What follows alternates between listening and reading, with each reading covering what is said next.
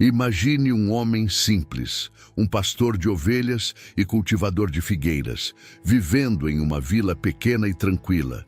Ele não tinha títulos, não era um estudioso das Escrituras, nem alguém conhecido entre os grandes de sua época.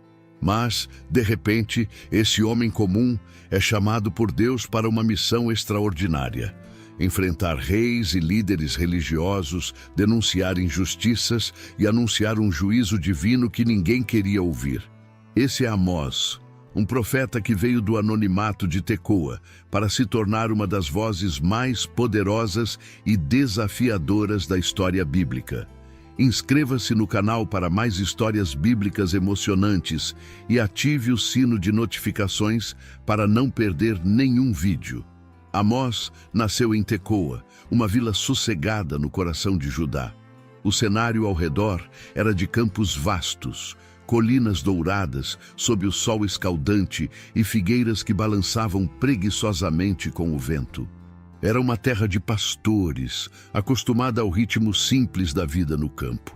Naquele pedaço quase esquecido do mundo, ninguém imaginaria que ali crescia um homem destinado a ser uma das vozes mais desafiadoras de seu tempo.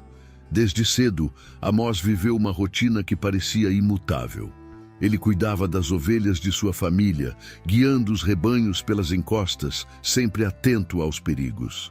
Quando não estava no campo, dedicava-se ao cultivo das figueiras, especialmente os sicômoros, árvores que exigiam um trabalho meticuloso para dar frutos. O jovem Amós, de mãos calejadas e olhar perspicaz, aprendeu a ouvir o som da natureza e a entender seus sinais. Quem o visse não enxergaria nada além de um pastor comum, talvez até um pouco recluso, distante das grandes cidades e de suas confusões. Mas havia algo especial em Amós, mesmo que ele ainda não soubesse. Seus olhos carregavam uma inquietação, uma percepção aguda das injustiças que, às vezes, alcançavam até os cantos mais remotos de Tecoa. Quando ouvia as histórias que viajantes traziam sobre Samaria e suas riquezas, sobre a opressão dos pobres e a ganância dos ricos, sentia algo diferente, uma indignação que não o deixava em paz. Enquanto o mundo seguia seu curso, uma voz maior, silenciosa, mas inconfundível, começava a se formar dentro dele. Era como se o vento que soprava sobre as colinas levasse consigo um sussurro divino, um chamado que ele ainda não entendia plenamente. Até que um dia, aquele silêncio foi rompido, e de uma maneira que Amós jamais imaginaria. Aquele dia parecia igual a todos os outros. O sol nascia devagar no horizonte, tingindo o céu de laranja e dourado, enquanto Amós guiava seu rebanho pelas encostas. O som dos sinos das ovelhas misturava-se ao farfalhar das folhas e ao canto tímido dos pássaros. Tudo parecia tão calmo, tão previsível, mas algo estava prestes a acontecer. Algo que mudaria para sempre a trajetória daquele homem. Foi enquanto estava sozinho, observando as ovelhas pastarem, que Amós sentiu o chamado. Não era uma voz comum, dessas que a gente ouve e responde com palavras. Era mais como um peso no coração, um calor que subia pela espinha e parecia preencher todo o seu ser. Era como se o vento que soprava por entre as árvores estivesse carregado de algo além do simples ar, uma presença, uma urgência. Amós, que nunca havia se considerado especial, percebeu que Deus estava falando com ele. Deus não o chamou para uma tarefa pequena. Ele, um homem simples, acostumado ao silêncio dos campos e ao trabalho com as mãos, foi enviado para falar em nome do próprio Criador. E não seria uma mensagem fácil. Amós deveria ir ao reino de Israel, ao norte, e enfrentar os poderosos com palavras duras. Ele deveria denunciar as injustiças, a ganância e a corrupção que reinavam ali. Imagine o peso dessa missão. Um pastor anônimo sem títulos ou status, sendo enviado para confrontar reis e sacerdotes. Amós sabia que seria um caminho difícil. Ele não tinha preparo, nem eloquência. Sou apenas um boiadeiro, talvez tenha pensado. mas não havia espaço para recusar. Quando Deus chama, mesmo o mais simples dos homens é capaz de grandes coisas. Amós deixou para trás os campos de Tecoa e começou sua jornada rumo ao norte, sem saber exatamente o que encontraria. O reino de Israel o aguardava, próspero por fora, mas podre por dentro. E Amós carregava a mensagem que seria como um trovão a romper o falso silêncio daquele lugar. A estrada para o reino de Israel era longa e cheia de incertezas. Amós caminhava, levando consigo apenas o necessário: seu cajado, a experiência acumulada nos campos e a convicção de que estava obedecendo ao chamado de Deus. À medida que se aproximava, os relatos sobre Israel se tornavam mais claros e inquietantes. O reino era próspero, mais do que Judá poderia imaginar. As cidades estavam cheias de palácios luxuosos, mercados movimentados e festas grandiosas. Mas por trás desse brilho aparente, Amós ouvia histórias de opressão, corrupção e uma religião vazia, que servia mais como espetáculo do que como devoção. Quando chegou, o contraste o impressionou. Samaria, a capital, brilhava com a ostentação dos ricos. As ruas principais eram um desfile de tecidos finos, joias cintilantes e risos de quem parecia ter tudo. Mas bastava desviar o olhar para os becos mais escondidos e se veria outra realidade. Pobres, esmagados pela miséria, escravos sobrecarregados de trabalho e crianças famintas. Amós não precisou de muito tempo para perceber o que estava errado. Os ricos viviam como se nada pudesse tocá-los, aproveitando-se do trabalho duro dos menos favorecidos. A justiça, que deveria ser um direito de todos, havia se transformado em um privilégio de poucos. A religião, que deveria ser o alicerce moral do povo, era uma farsa. Os altares estavam cheios de ofertas caras, mas os corações estavam vazios de arrependimento. O povo de Israel tinha se afastado de Deus, trocando a verdadeira adoração por rituais pomposos e convenientes. Amós via isso tudo e sentia que sua mensagem não seria apenas difícil de ouvir, seria como uma lâmina cortante exposta diante de um povo que preferia fechar os olhos. Enquanto caminhava pelas ruas de Samaria, ouvindo o burburinho das feiras e os cânticos que vinham dos templos, Amós sabia que seu momento estava chegando. Ele não sabia exatamente como ou quando começaria, mas uma coisa era certa: sua voz, carregada de verdade, logo ecoaria como um trovão nos palácios e praças daquele reino próspero, mas moralmente doente. A oportunidade de falar chegou mais rápido do que Amós esperava. Ele estava em Samaria, cercado pela opulência da cidade, quando começou a proclamar sua mensagem.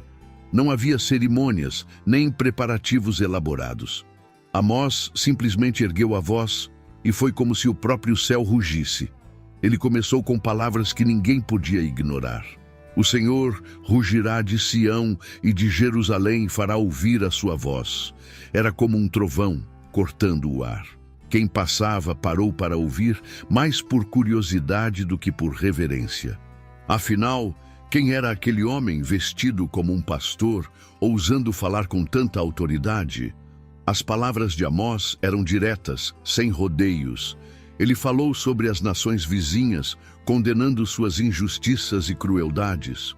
O povo de Israel ouviu com certa satisfação, porque parecia que ele estava atacando os inimigos deles. Mas então, como o rugido de um leão mudando de direção, Amós apontou o dedo para Israel. Sua voz se tornou ainda mais intensa, mais urgente. Ele começou a denunciar os ricos que exploravam os pobres, os líderes que transformavam a justiça em uma mercadoria, os sacerdotes que faziam da religião um teatro. Vocês que esmagam os pobres e pedem tributos de grãos, construíram casas luxuosas, mas não viverão nelas. Plantarão vinhedos belos, mas não beberão de seu vinho. As palavras cortavam como lâminas, revelando verdades que todos sabiam, mas ninguém queria admitir. Era como se Amós estivesse arrancando o véu que escondia a podridão do reino. Ele falava com uma força que não vinha dele, mas de Deus, e cada frase parecia ecoar por dentro das consciências de quem ouvia. Alguns se entreolharam, incomodados. Outros sussurravam, tentando diminuir a importância daquele homem simples. Mas Amós continuava, imperturbável. Ele sabia que sua mensagem era um aviso, um último chamado para que Israel mudasse seus caminhos. E as palavras dele, embora difíceis de ouvir, eram apenas o começo. Enquanto as palavras de Amós ainda ecoavam pelas ruas de Samaria, algo mais profundo começou a acontecer. Deus não apenas deu a ele palavras para falar, mas também imagens que falavam por si mesmas, como visões vivas que pulsavam diante de seus olhos. A primeira veio como um campo verdejante que parecia próspero e cheio de vida. Mas, de repente, uma nuvem de gafanhotos surgiu, devorando tudo no caminho. Não sobrava nada, nem alimento, nem esperança. Amós sentiu o peso daquela cena. Ele sabia o que significava. Israel estava à beira de perder tudo. Amós não pôde conter o clamor. Ele intercedeu, pedindo que Deus tivesse misericórdia, que não destruísse completamente o povo. E por um instante parecia que Deus tinha ouvido. Mas as visões continuaram. Na próxima, o fogo surgiu, não um fogo comum, mas algo que consumia até os abismos, secando os rios e queimando a terra até as raízes. Era assustador, quase sufocante, como se Amós pudesse sentir o calor em sua pele. Outra vez ele clamou, implorando por clemência, mas Deus estava mostrando a gravidade da situação, algo que não podia mais ser ignorado. A terceira visão era estranhamente simples, mas carregada de significado. Amós viu Deus segurando um prumo, aquele pequeno instrumento usado por construtores para garantir que um muro fosse erguido reto. Mas o prumo estava nas mãos do Criador, e ele o usava para medir Israel. A mensagem era clara. O povo estava torto, desajustado. Deus, o construtor do universo, não toleraria um edifício moral prestes a desabar. As palavras de Amós eram como um machado, cortando as raízes da arrogância de Israel. E isso incomodava muita gente. Entre os que se sentiam ameaçados estava Amazias, o sacerdote de Betel. Ele era um homem poderoso, alguém que representava a religião oficial do reino. Para Amazias, o templo de Betel era mais do que um lugar de adoração. Era um símbolo de controle e prestígio. Mas agora, aquele profeta vindo do sul estava abalando as estruturas, denunciando tudo como falso e corrupto. Amazias sabia que precisava fazer algo, e rápido. O sacerdote tentou desqualificar Amós de todas as formas possíveis. Primeiro, enviou uma mensagem ao rei Jeroboão, alertando que as profecias de Amós eram perigosas. Ele dizia: Amós está conspirando contra você. Suas palavras são insuportáveis para o povo. Amazias queria fazer parecer que o profeta era uma ameaça política, alguém que estava semeando revolta no reino. Mas Amós não se intimidava. Ele sabia que sua missão vinha de Deus e não das mãos dos homens. Quando a pressão política não funcionou, Amazias confrontou Amós diretamente. Ele tentou desdenhar dele, como se suas origens humildes fossem motivo de desprezo. Vá embora, vidente, disse Amazias com desdém. Vá profetizar em Judá. Aqui em Israel você não tem lugar. Mas as palavras de Amós eram como uma rocha inabalável. Ele olhou para Amazias e respondeu com firmeza: Eu não sou profeta nem filho de profeta. Sou boiadeiro, cuidador de sicômoros. Mas o Senhor me tirou de trás do rebanho e disse: Vá e profetize ao meu povo Israel. Era uma declaração poderosa. Amós não estava ali por escolha própria, nem por ambição. Ele foi enviado, e nada, nem mesmo Amazias, poderia desviá-lo de sua missão. Mas as tensões continuavam a crescer. A oposição ao profeta era cada vez mais forte e o povo começava a se dividir entre os que o rejeitavam e os poucos que se atreviam a ouvi-lo. As palavras de Amós, tão afiadas quanto lâminas, continuavam a ecoar pelos palácios e mercados de Israel. Ele se levantava nas praças e dizia coisas que ninguém tinha coragem de dizer. Um dia, olhando diretamente para os ricos comerciantes que se exibiam com suas túnicas caras, Amós começou a falar com um tom que misturava indignação e pesar. "Vocês, vacas de Bazã", ele disse, referindo-se às mulheres e homens da elite de Samaria. Era uma metáfora ousada, quase provocativa, comparando-os às vacas gordas que pastavam na região de Bazã, conhecidas por sua opulência. Eles viviam no conforto, mas às custas da exploração dos pobres. Amós descrevia cenas de ganância e opressão com uma clareza impressionante. Ele falou de balanças desonestas nos mercados, de comerciantes que diminuíam a quantidade de trigo vendida enquanto aumentavam o preço.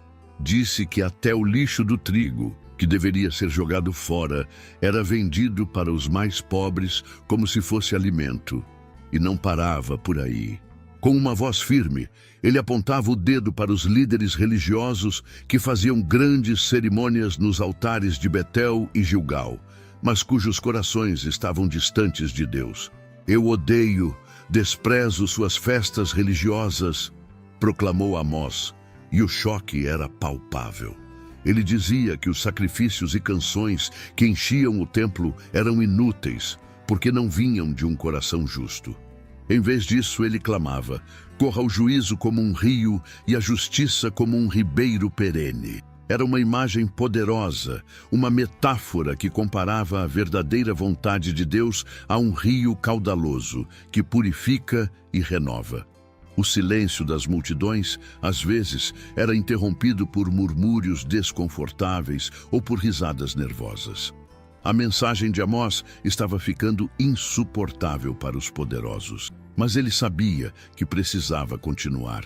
Havia mais a ser dito, mais a ser revelado.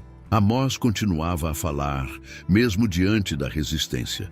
Ele sabia que suas palavras eram duras, mas também sabia que Deus nunca enviava um aviso sem uma promessa de esperança. No meio de suas profecias sobre destruição e juízo, Amós começou a revelar algo diferente. Ele falou de uma restauração, de um tempo em que as coisas seriam colocadas no lugar. Era como se, em meio à escuridão de uma noite sem estrelas, ele mostrasse um lampejo de luz no horizonte. "Naquele dia", dizia ele, "levantarei a tenda caída de Davi." Era uma visão cheia de significado. A tenda de Davi, um símbolo de um tempo mais simples e de uma relação mais pura com Deus, seria restaurada. Não seria um templo de pedras frias, mas algo vivo, cheio de vida e comunhão.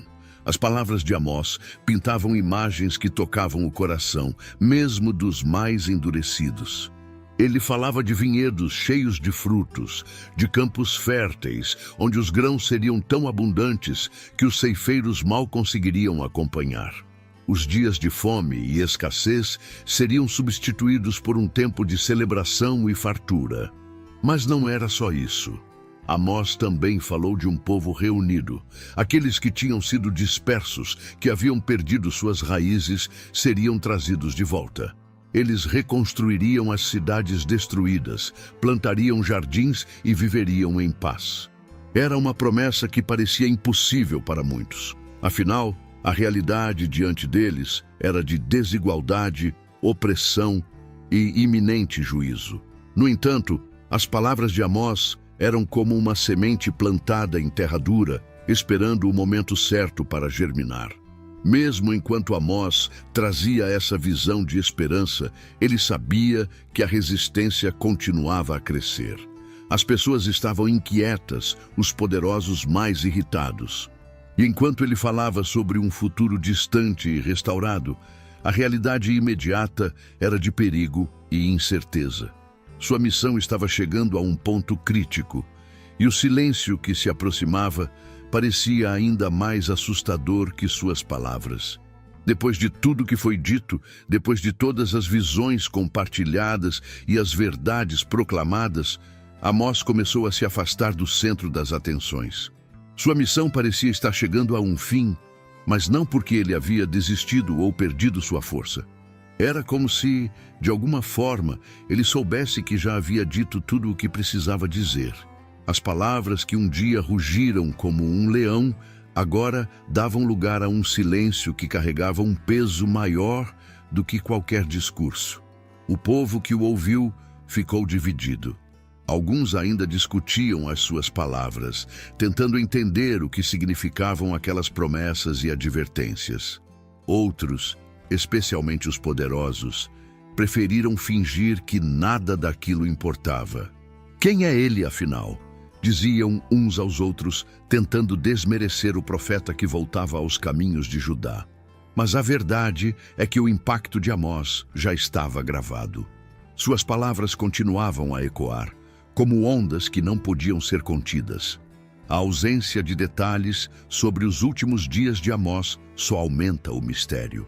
Ele simplesmente desaparece das páginas da história, sem deixar registros de como terminou sua vida. Talvez tenha voltado para os campos de Tecoa, para cuidar de suas ovelhas e das figueiras, vivendo os dias que lhe restavam em paz. Ou talvez tenha continuado a proclamar sua mensagem, mesmo que em lugares onde poucos pudessem ouvi-lo. O que sabemos é que o silêncio que se seguiu não foi um fim, mas um intervalo. Era como se sua ausência fosse parte do plano, um espaço deixado em branco para que o povo refletisse e decidisse o que fazer com tudo o que havia sido dito. Mesmo assim, a história de Amós não se apagou. Suas palavras permaneceram vivas, passando de geração em geração, como um lembrete do que significa justiça, integridade e a coragem de obedecer ao chamado de Deus. As palavras de Amós, ainda que inicialmente rejeitadas por muitos, continuaram a se espalhar como sementes lançadas ao vento. Sua mensagem, embora simples em sua essência, continha um poder tão profundo que não podia ser ignorada. Cada frase carregava a força de uma convicção que vinha diretamente de Deus. Ele não foi um homem comum. Mesmo sem títulos ou linhagem profética, deixou uma marca que atravessou gerações. Era como se sua história ecoasse para além de sua própria vida, sempre desafiando e inspirando. Com o passar do tempo, as verdades que Amós proclamou se tornaram impossíveis de serem esquecidas. A imagem do prumo, do rio de justiça, das vacas de Bazã, todas essas metáforas se gravaram na memória do povo, funcionando como espelhos para uma sociedade que precisava desesperadamente de mudança. E não apenas em Israel, mas em qualquer lugar onde a injustiça e a hipocrisia ameaçassem obscurecer a vontade de Deus. Amós nos mostrou que a verdadeira adoração não está em cerimônias grandiosas ou em templos decorados, mas na justiça fluindo como um rio, na retidão sendo praticada como um estilo de vida. Sua voz se levantou para aqueles que não tinham voz, para os pobres e oprimidos, que eram explorados pelos poderosos. Ele personificou a coragem que nasce do chamado de Deus, a coragem de dizer a verdade, mesmo quando ninguém quer ouvi-la.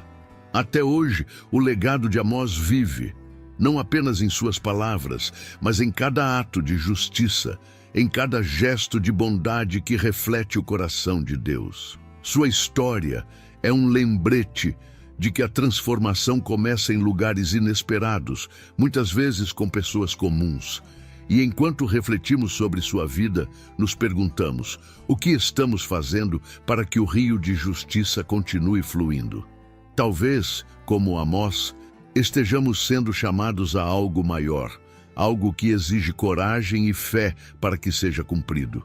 E assim, sua história se entrelaça com a nossa, convidando-nos a ouvir, agir e transformar o mundo ao nosso redor. A história de Amós termina como começou, sem grandes alardes, mas com uma força que transcende o tempo. Ele era apenas um pastor, um homem de mãos calejadas e pés marcados pela poeira do trabalho no campo, mas foi escolhido para carregar uma mensagem que abalaria um reino. Não por sua eloquência ou posição, mas por sua obediência e fé. E é isso que torna sua trajetória tão poderosa. Amós nos lembra que Deus não escolhe os capacitados, Ele capacita os escolhidos. Das colinas de Tecoa às praças de Samaria, Amós carregou uma lição que ecoa até hoje. A verdadeira adoração a Deus está nos atos de justiça e bondade. Não importa quantas canções cantamos ou quantos altares construímos. Se o nosso coração não for reto e nossas ações não forem justas, tudo isso é vazio. Ele nos ensina que a fé não é algo confortável, mas um chamado para enfrentar as realidades mais difíceis, mesmo que isso signifique se opor ao que é popular ou conveniente. Além disso, Amós nos desafia a enxergar os invisíveis. Ele falou pelos pobres, pelos oprimidos, pelos esquecidos. Ele nos mostrou que ignorar a injustiça não nos isenta de nossa responsabilidade. Pelo contrário, nos torna cúmplices dela. Seu clamor por um rio de justiça e um ribeiro de retidão não foi apenas um grito para Israel, mas um chamado para todos nós, em qualquer tempo ou lugar. E talvez essa seja a maior lição de todas. Deus pode usar qualquer um, em qualquer lugar, para cumprir seus propósitos. A única exigência é que estejamos dispostos a ouvir e a agir. Assim como Amós, podemos ser uma voz para aqueles que não têm voz, um canal para a justiça fluir. A pergunta que fica é: estamos prontos para dizer sim ao chamado, mesmo que isso nos leve por caminhos difíceis? Porque, como Amós nos mostrou, é nesse sim que as histórias que realmente importam começam. Se você gostou da história do profeta Amós e quer continuar acompanhando outras histórias de fé e superação, não deixe de curtir esse vídeo e compartilhar com quem você ama. E claro, inscreva-se no canal para não perder nenhum conteúdo novo. Juntos vamos explorar mais lições poderosas da Bíblia.